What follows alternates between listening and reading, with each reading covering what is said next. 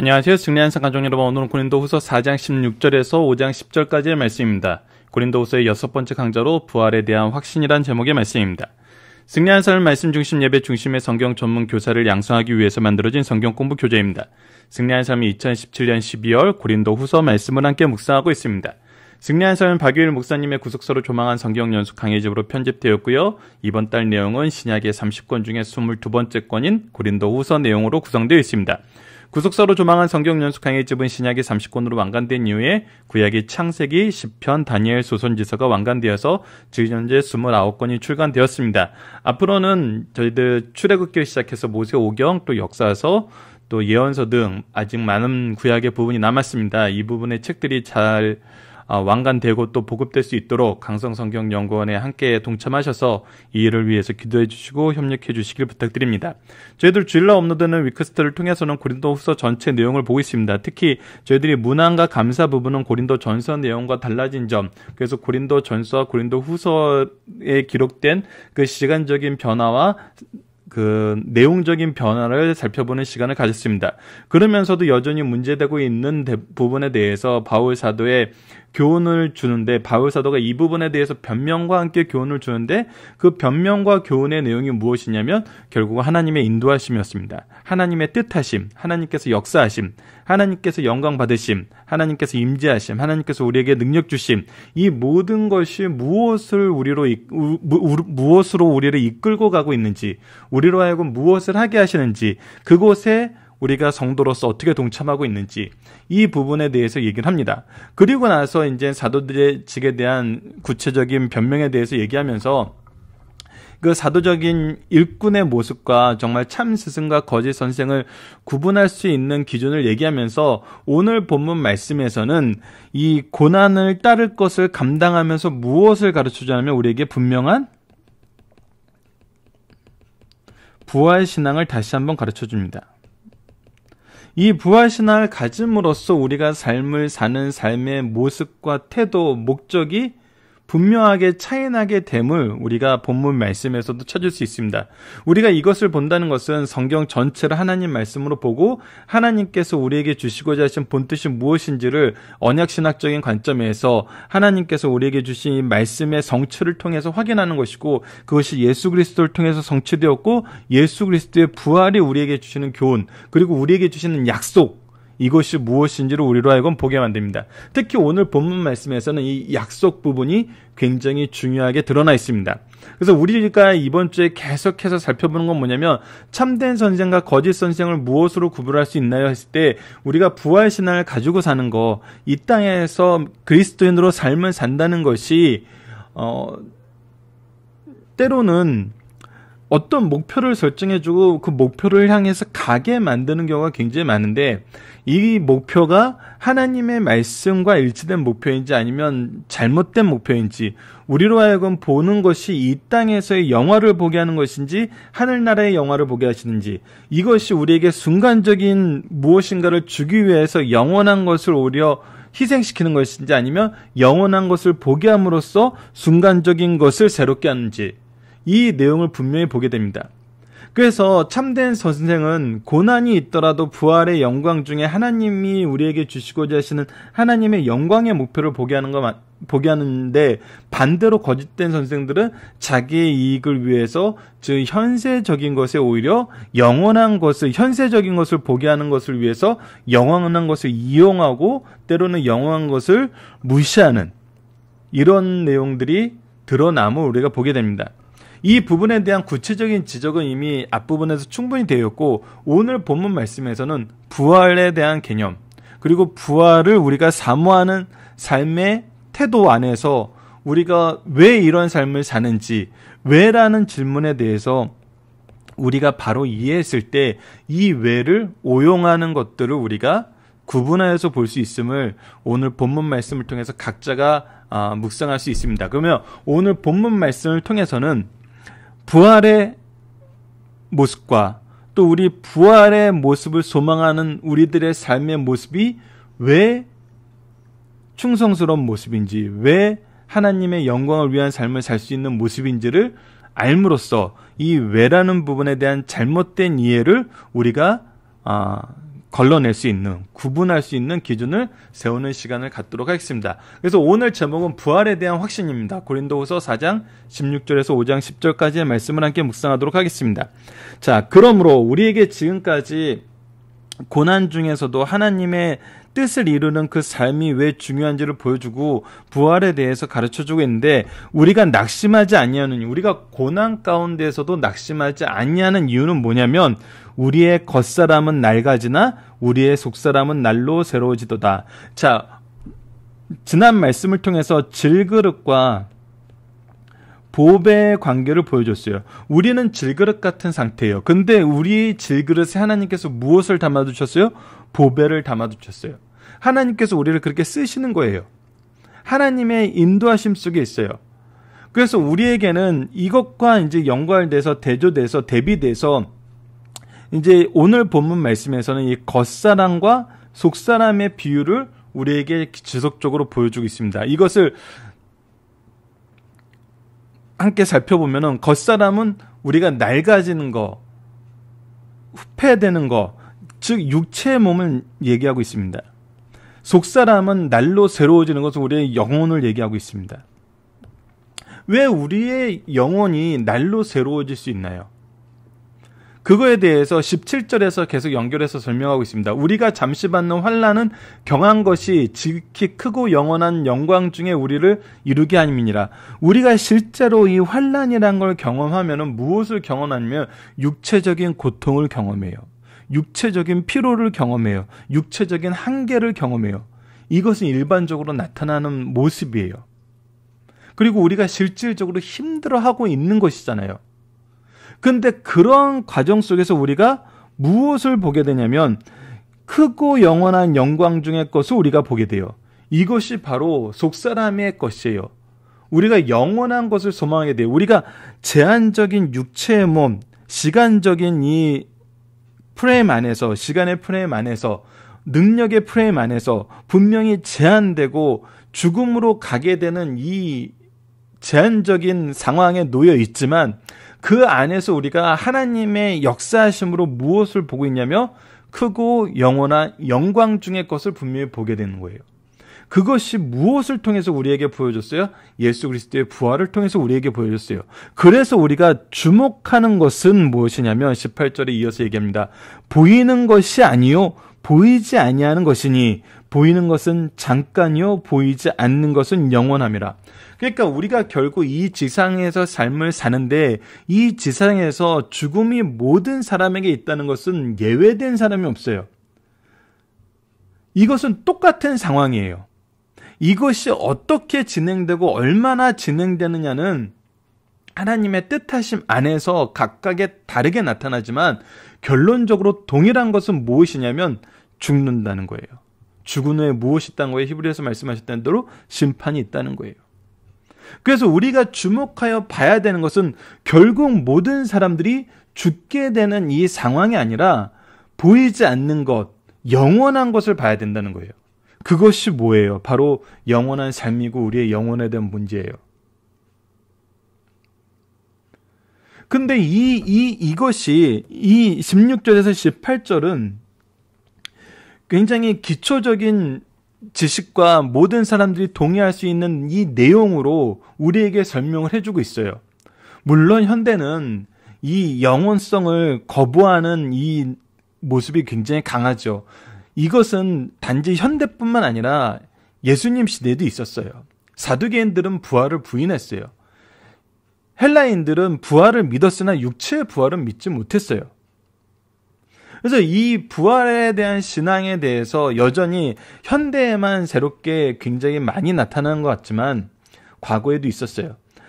우리가 계속적으로 현대의 모습을 통해서 보게 되는 것은 창세기 4장에서 나타나는 가인성의 모습을 통해서 현대의 모습은 계속적으로 우리에게 어떤 모습으로 나아가는지를 성경에서는 분명히 경고하고 있어요. 자신들의 이익을, 위너 테이크스 올, 승자가 모든 것을 독식하는 그런 모습으로 나아가요. 그래서 이 지상에서의 삶을 사는 사람들은 현대 사회에서도 이것은 변하지 않죠. 무엇이 되길 원하면서 살고 무엇이 되는 것을 목표로 살아요? 승리자가 되는 것을 목표로 살아요. 자기가 모든 것을 통치하고 컨트롤할 수 있다는 믿음과 자기 확신 속에서 이 삶을 살기를 원하는 곳으로 우리를 자꾸 인도하는 것이 바로 가인성의 특징이었어요. 이것은 무엇을 보는 거예요? 우리는 곧 죽어서 사라질 것이라고 보는 거예요. 그래서 예전에 한 카드 선전에서도 아버지가 말하셨지 인생을 즐겨라 라고 얘기하면서 이 짧은 인생 즐기면서 사는 거야 라고 얘기하면서 요즘에 요로라는 이 단어가 나오면서 지금 현재 나의 삶을 즐길 수 있는 이 내용을 우리가 보고자 이 내용을 우리에게 좀 강조하는 어떤 면에서는 강요하는 듯한 모습을 보이죠. 물론 이 요로라는 이 어떤 요즘의 운동 면에서는 단순히 예전처럼 이게 현재를 즐겨라, 이 지상의 삶을 즐겨라라는 이 내용만 포함한 건 아니에요. 이것은 올바른 휴식과 올바른 어떤 여가를 통해서 자기의 삶을 좀 더 가치 있는 방향으로 나가게 하는 어떤 휴식적인 면도 분명히 표현한 게 있기 때문에 우리가 이것을 교회에서 요로는 무조건 잘못된 거야 라고 비난할 수는 없지만 어쨌거나 이 모든 어떤 큰 프레임 안에서는 무엇을 보게 만드냐면 결국 우리는 제한된 삶 속에서 제한된 상황 속에서 제한된 어떤 요소들을 가지고 살 수밖에 없다라는 큰 전제를 가지고 있죠. 그런데 성경이 우리에게 가르치는 건 뭐예요? 보이지 않는 것, 영원한 것이 있다는 거예요. 이것을 누구를 통해서 우리에게 보여주셨어요? 예수 그리스도를 통해서 보여주셨어요. 자, 그러면은 우리에게 영원한 것, 보이지 않는 것, 그러나 분명히 우리에게 주어지는 것, 우리에게 확인된 것, 이것을 가지고 사는 삶의 모습이 어떠해야 되는지를 가르쳐주는 것이 바로 5장 1절에서 10절까지의 말씀입니다. 그러니까 16절에서 18절은 우리가 때로는 수용하지 못하고 때로는 부인하면서 때로는 중요시 여기지 않은 속사람, 영원한 것, 이것을 보지 못하는 것에 대해서 우리에게 환기를 다시 한번 이끌어내고 그리고 나서 이제 이것을 바라보는 삶의 모습이 어떠한지를 우리에게 가르쳐주는 거예요. 기독교인들은 이 16절에서 18절의 설명 부분에 대해서는 대부분 아멘하고 받아들입니다. 근데 아멘하고 받아들이는 삶의 모습을 이루어 나갈 때 1절에서 10절 모습과는 조금 차이가 나는 부분이 있어요. 그 차이가 나는 부분이 어떤 면에서 생길 수 있는지 1절에서 10절 말씀을 우리가 바르게 이해함으로써 이 내용을 우리가 좀 스스로 잘 기준을 잡고 분별할 수 있는 그런 시간이 되었으면 합니다. 자, 1절로 10절을 보도록 하겠습니다. 만일 땅에 있는 우리의 장막집이 무너지면 하나님께서 지은 집 곧 손으로 지은 것이 아니요 하늘에 있는 영원한 집이 우리에게 있는 줄 아느니라. 자, 우리에게 있는 이 장막집은 요한복음에서 예수님께서 얘기하신 너희들이 머물 집이 많도다, 내가 이것을 준비하러 가느니라 하면서 이 천국을 의미하는 거하고 좀 달라요. 이것은 다시 한번 위에 겉사람과 속사람으로 대비되는 땅에 있는 우리의 장막집과 영원한 집의 대조, 이거에 대한 대조예요. 겉사람은 땅에 있는 우리의 장막집이 되고 속사람은 영원한 우리의 집이 되는 거거든요. 즉 육체와 영혼의 모습을 우리에게 가르쳐주고 있어요. 그래서 우리의 육체가 계속적으로 연약해지고 이 고난 가운데 있고 환난 속에 있지만 하나님께서 우리에게 약속하시고 우리로 하여금 바르게 보게 한 것이 뭐냐면 저 하늘의 영원한 집, 즉 우리의 부활의 몸, 부활의 영광이 있음을 우리에게 다시 한번 강조를 해줘요. 우리는 부활의 영광을 소망하며 살고 이것을 확실하게 믿으면서 살아요. 예수님께서 보여주셨기 때문에. 그래서 우리가 참으로 우리가 여기 있어 탄식하며 하늘로부터 우리 처소를 덧입기를 간절히 사모하느라. 자, 오늘 본문 말씀에서 중요하게 해석되는 부분이 2절과 4절과 6절입니다. 자, 이 2절 말씀이 굉장히 중요한데 참으로 우리가 여기에 있어 탄식하며 하늘로부터 오는 우리 처소를 덧입기를 간절히 사모하느라. 자, 우리가 어떤 몸의 상태로 있냐면 우리가 땅에 있는 장막집의 모습으로 살고 있어요. 겉사람의 모습으로 살고 있어요. 이것은 정말 우리를 힘들게 하고 연약하게 하고 우리의 제한된 이 모든 것 안에서 우리로 하여금 정말 무능한 것을 확인하게 만들어요. 그래서 우리는 일반적으로 어떤 걸 생각하죠? 이 상황에서 벗어나길 원해요. 이 상황에서 벗어나길 원해요. 이 부분이 우리가 잘 구분해야 되는 부분입니다. 하나님께서 우리에게 고난을 주고 환난을 주면은 유대인들처럼 이것을 하나님께서 주시는 심판으로 알고 때로는 하나님께서 우리를 정죄하기 위한 것도 있죠. 그런데 우리는 지금 이 말씀 전체 문맥이 우리를 어디로 이끌고 있어요? 부활의 소망을 가지고 하나님의 부르심 안에서 하나님의 일을 하고 있는 바울 사도를 통해서 이 일에 동참하는 삶의 모습을 우리에게 가르쳐주고 있어요. 즉 우리는 지금 죄로 인해서 심판받는 것 때문에 고민을 하는 것이 아니라 복음의 수고를 하는데 이로 인해서 받게 되는 환난으로 인해서 고민하고 있어요. 그런데 우리가 탄식하여 하늘로부터 오는 우리 처소를 덧입기를 간절히 사모한다고 얘기하는 것은 무엇이냐면 이 환난에서 속히 벗어나기를 우리가 소망하는 삶을 사는 것이 아니라 그리스도를 위한 복음의 수고 안에서 하늘로부터 오는 우리의 처소를 덧입기를 간절히 사모하는 삶을 산다고요. 이것을 우리가 좀 더 구체적으로 얘기를 해봅시다.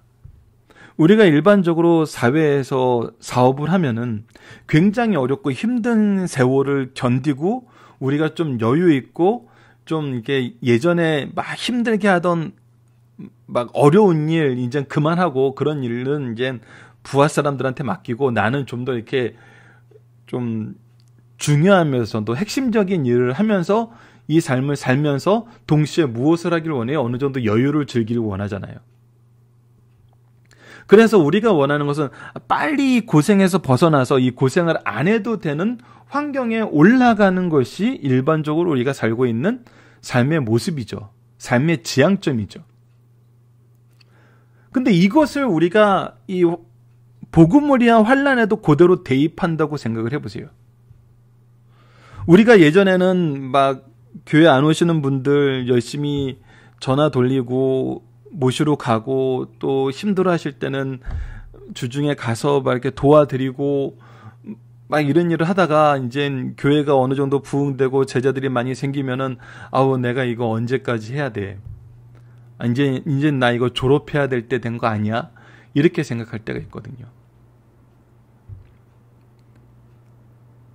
그래서 우리가 이 환난에 대해서도 얘기할 때 우리 겉사람의 연약함을 보고 우리 땅에 있는 우리의 장막이 무너지는 걸 보고 우리가 무슨 생각을 하게 되냐면 나 빨리 이거에서 벗어나고 싶다. 빨리 이거에서 벗어나고 싶다. 이런 생각을 할 수 있잖아요. 그런데 오늘 5장 2절에서 뭐라고 얘기하냐면 탄식에서 벗어나게 해주십시오라고 얘기하지 않고 하늘로부터 우리의 탄식하여 우리가 여기 있어 탄식하여 하늘로부터 오는 우리 처소를 덧입기를 간절히 사모하노라.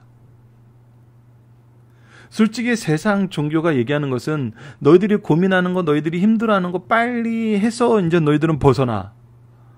이걸 얘기하고 있는데 성경은 이 탄식 속에서 우리가 무엇을 하기를 원하냐면 하늘에서부터 오는 우리의 처소를 덧입기를 원한다 그래요. 즉 예수 그리스도의 부활의 영광으로 오는 하나님의 은혜를 덧입기를 원한다는 거예요. 부활의 영광을 덧입기를 원하는 거예요. 그러면서 뭐라고 얘기하냐면 이렇게 입으면 우리가 벗은 자들로 발견되지 않으려 함이니라. 벗은 것은 고대적으로 표현하면 수치스러운 것, 우리가 정죄 가운데 있는 건 얘기하는데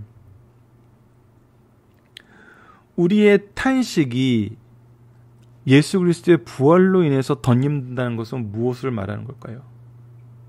바로 우리가 이 하나님이 주신 이 사명 속에서 그리스도의 덕을 세우는 이 일에 인해서 이 일 안에서 하나님께 영광 돌리는 삶을 얘기하는 것이죠. 그래서 우리 삶의 모습이 무엇이냐면 참으로 이 장막에 있는 우리가 참 짐진 것 같이 탄식하늘 벗고자 함이 아니요. 그래서 우리에게 왜 이런 고난이 와야 돼? 이 짐을 빨리 벗고 싶어 이것이 아니라 무엇이요? 오히려 덧입고자 함이니 죽을 것이 생명의 삼킴바 되게 함이니라. 죽을 것이 생명의 삼킴바 되게 함이니라. 우리의 고난을 통해서 하나님이 무엇을 이루시는 걸 봐요. 하나님의 뜻을 이루시는 걸 봐요. 하나님의 영광을 우리를 통해서 사람들에게 전하는 것을 봐요. 이것은 부모님들이 자식을 위해서 열심히 수고하여 이 수고의 열매를 보면서 이 수고가 헛된 줄 알면서 우리가 고린도전서 15장 58절에서 얘기했던 것처럼 헛된 잔을 보면서 우리의 수고, 우리의 환난을 오히려 우리가 기뻐하고 우리에게 오신 하나님의 은혜로서 감사할 수 있는 신앙을 얘기하는 거거든요. 그래서 우리의 신앙의 선조들이 보여줬던 정말 놀라운 모습 중에 하나는 뭐냐면 내가 언제까지 이 일을 해야 돼? 라는 것이 아니라 내가 끝날까지 수고하게 해주십시오라는 기도를 우리에게 가르쳐주고 우리에게 이 삶을 보여줬다는 것입니다. 이것이 기독교의 놀라운 점이고 말씀이 우리에게 주신 능력의 놀라운 점인 거거든요.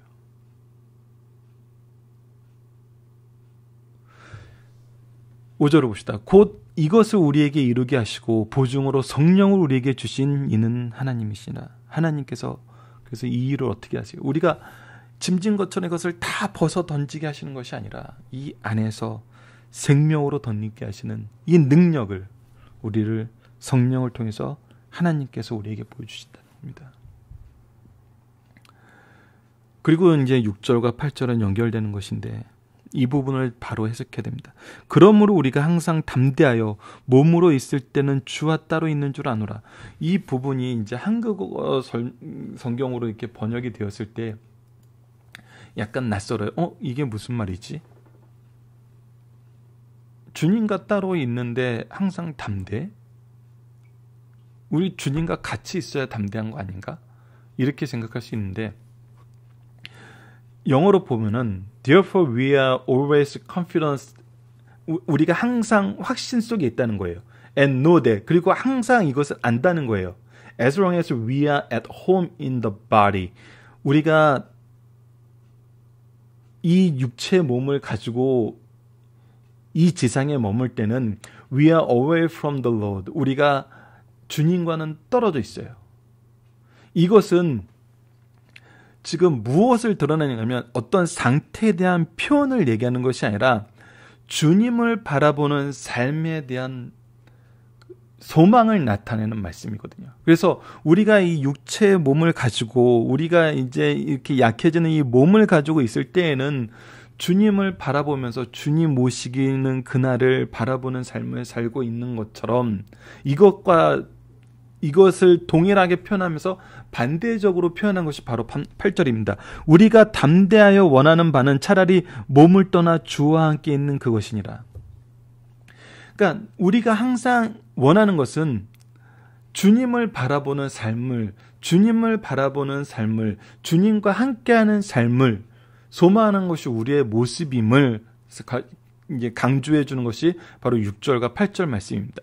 그래서 7절을 보면은 이는 우리가 믿음으로 행하고 보는 것으로 행하지 아니하며 우리가 주님을 바라보는 삶을 살기 때문에 믿음으로 행하지 보이는 것으로 좌지우지되지 않는다는 거예요. 8절에서도 다음에 보면 그런즉 우리는 몸으로 있든지 떠나든지 주를 기쁘시게 하는 자가 되기를 힘써 원하노라. 자, 육체의 몸을 가지고 살면서 예수 그리스도를 바라보는 삶을 살든지 예수 그리스도와 함께하는 삶을 살든지 우리는 무엇을 원하는 삶?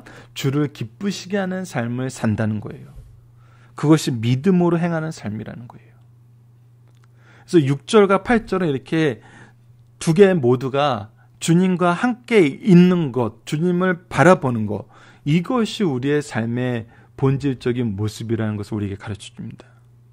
우리가 이 땅에서 짐진 것 같은 탄식에서 벗어나려는 것을 원하지 않고 그리스도의 부활을 전함에 있어 고난을 기쁘게 받아들이면서 이 일을 통해서 성령을 통해서 우리에게 이루시고자 하시는 하나님의 이 놀라우신 은혜를 경험하면서 오히려 감사하고 감격하는 것처럼, 그리고 우리는 이 안에서 무엇을 바라보는 삶을 산다? 속히 주님과 함께하는 삶, 주님을 바라보는 삶을 소망하는 삶의 모습이 바로 우리의 모습이라는 거죠.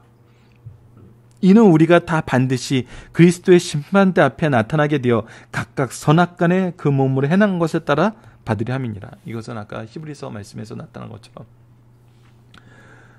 사람에게 죽는 것은 모든 사람들에게 주어진 것이고 그 외에 있는 심판이 있다는 이 말씀처럼 우리가 항상 바라보면서 살아야 되는 것은 무슨 삶이라고요? 바로 예수 그리스도의 오심을 기대하는 삶이라는 것입니다. 죄송합니다. 갑자기 페이지가 그래서 이 내용을 통해 우리가 부활에 대한 확신 속에서 사는 삶의 모습은 어떤 모습으로 나아가는 삶인지 우리가 다시 한번 확인하는 시간이 되었으면 합니다. 자, 본문 묵상하기를 봅시다. 하나님이 우리에게 이루게 하시려는 것들은 어떤 것입니까? 영원한 것입니다. 영원한 것. 영광 중에 있는 것. 우리가 보이지 않는 세계를 더 사모하면서 살아야 되는 이유는 무엇입니까? 보이지 않는 것은 잠깐이요. 보이는 것은 영원하기 때문입니다. 영원히 무너지지 않는 집은 우리는 어떻게 바라봅니까? 이것을 덧입기를 바라봐요. 이 그리스도의 영광으로, 그리스도의 은혜로 이 몸을 덧입는 삶을 원해요. 우리가 영원한 장막을 입게 된다는 것은 무엇을 의미합니까? 이것을 벗고자 하는 것이 아니라 덧입고자 하는 것이고, 이것을 성령을 통해서 하나님이 이루심을 우리가 경험하게 된다는 거예요. 우리가 소망하는 삶은 무엇입니까? 우리가 주님을 바라보든지, 우리가 주님과 함께 하든지, 우리로 하여금 이 주님이 나타내심을 기대하는 삶, 이것을 우리가 바라보고 우리가 소망하는 삶을 살고 있다는 것입니다. 자, 중심 사상을 하나씩 확인해 나가도록 하겠습니다. 우리는 먼저 본문의 사상적 배경을 살펴봅시다. 오늘 상고할 본문의 말씀은 요한복음 14장 1절에서 4절 나오는 이 지상과 저 천국이 가르치는 것이 아니라 지상에서 살고 있는 인간의 몸과 천상에 살고 있는 신령한 법, 즉 육신의 몸과 부활의 몸을 비교하고 있는 것입니다. 당시 고린도 교회 성도들은 예수 그리스도의 부활을 믿었으나 사람의 부정한 몸이 다시 사는 것을 믿지 않았어요. 고린도전서 15장에선 바울이 사람의 몸으로 다시 사는 것을 부정한다면 그리스도의 부활까지도 부정하는 결과를 가져온다고 설명했어요. 고린도 교인들이 육체의 부활을 믿지 못하는 배경을 살펴봅시다. 첫 번째는 유대적 사상이에요. 유대인들 중 비교적 여유 있고 지도층에 속한 사두개인들은 철두철미하게 사후의 생을 부정하였어요. 영혼의 영생과 신체의 부활을 완전히 부정한 삶을 산 거예요. 둘째, 헬라적 사상이에요. 헬라인들은 영혼 불면을 믿었으나 몸의 부활은 꿈에도 생각할 수 없었어요. 이들은 영은 거룩한 것이지만 육은 거룩해질 수 없는 물질적이며 모든 악의 근원이며 영혼을 소박하고 방해하는 감옥이라고 생각했어요. 이러한 두 사상이 고린도 교인들에게도 영향을 미쳤어요. 그리고 고린도 교인들은 예수님의 부활을 믿고 있었으나 인간의 육체 부활을 믿지 않았어요. 여기에 대한 바울은 성도들의 부활도 예수님의 부활과 동일하게 영과 육이 함께 부활하는 전적 부활임을 가르쳤고, 이것이 고린도 전서에서 이미 살펴본 것입니다. 오늘 본문은 이렇게 부활을 믿고 소망하는 성도들에게 현세에서 받는 고난에 비하여 내세에 받는 영광이 지극히 큼을 가르쳐주고 있습니다. 하나씩 확인합시다. 첫 번째, 모든 육체는 낡아지나 성도의 속사람은 날로 강해진다는 것입니다. 모든 사람의 육체는 극심한 고난으로 인해서 약해져 가요. 이것은 우리에게 주어진 상황이에요. 모든 삶에게 공통적으로 주어진 거예요. 그러나 바울 성도는 이것에 낙심하지 않는 것은 속사람이 날마다 새로워지는 체험을 하기 때문입니다. 물론 바울이 육신의 필요나 건강을 위해 여러 주의할 사항을 무시하는 것은 아니에요. 우리의 몸은 하나님께서 거하시는 전이기 때문에 잘 돌봐야 해요. 하지만 우리의 몸이 늙어 쇠퇴하는 법칙은 어쩔 수 없어요. 우리 성도들도 육신은 낡아져 가나 영혼은 성령의 은혜로 날로 새로워져 갈 때 감격하게 돼요. 그래서 우리가 무엇을 위해서 사냐는 거예요. 육신의 소욕을 위해서 사는 것이 아니라 하나님의 일을 위해서 산다는 거예요. 영원한 가치적인 것을 위해서 산다는 거예요. 두 번째, 성도는 눈에 보이는 세상 것들보다는 눈에 보이지 않는 하나님 나라의 영원한 것들을 더 사모한다는 것입니다. 그럼 보이지 않는 것들을 어떻게 믿고 사모하게 됩니까? 하나님의 말씀에 근거한 믿음에 의해서예요. 믿음은 바라는 것들의 실상이요 보이지 않는 것들의 증거라고 분명히 히브리서를 통해서 우리가 확인했어요. 믿지 않는 자들에겐 이상하게 보이겠지만 우리들은 일시적인 것을 위한 삶이 아니라 영원한 가치에 의한 삶을 살아요. 이 영원한 가치가 바로 하나님이 세우신 질서 안에서 우리에게 분명히 선언되었고 이 안에서 우리가 은사받고 직분받고 사명받는 것을 고린도 전서를 통해서 확인했습니다. 중심 사상 세 번째는 하늘에 있는 영원한 집은 천국에서 우리가 입을 영화로운 몸을 뜻한다는 것입니다.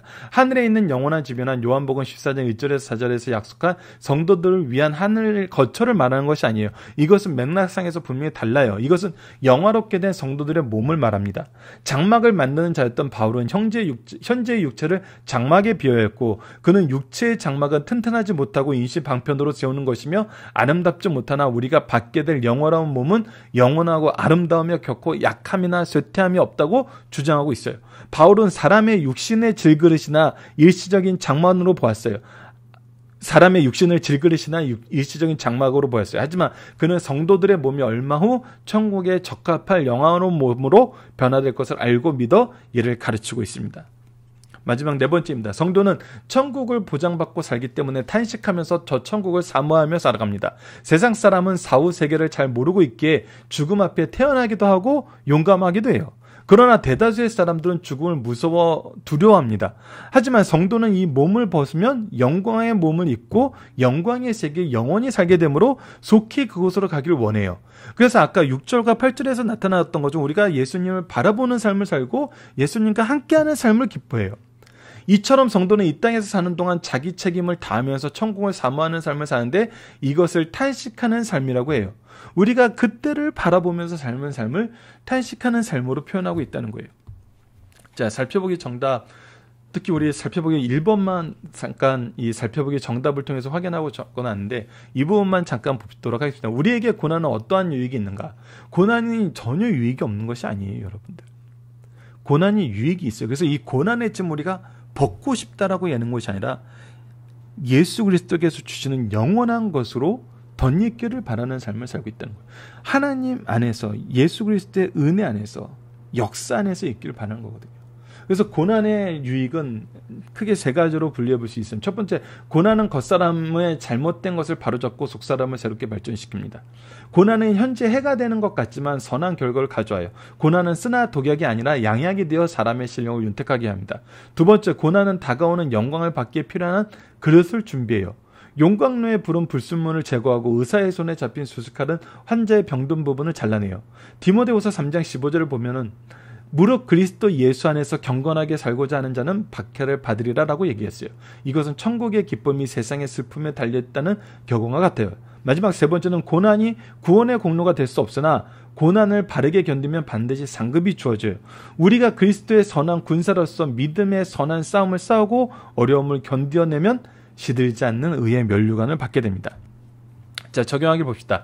삶의 소망이 천국이며 주님이 기뻐하시는 것을 목표로 삼고 마지막 때를 위해 끝까지 수고하는 삶을 산다는 것은 현재 우리의 삶의 목표와 방법과 가정을 어떻게 바꿉니까? 자, 목표가 무엇입니까? 우리가 짐을 벗는 것이 아니라 짐을 감당하는 거예요. 방법은 무엇입니까? 세상에서 강조하는 것을 따라가는 것이 아니라 진리인 말씀을 따라가요. 그래서 세상 학문을 배우는 것보다 진리를 배우는 것이 더 중요한 우리가 알아요. 과정은 어떻습니까? 시류를 따르는 것이 아니라 성령의 인도하심을 따라요.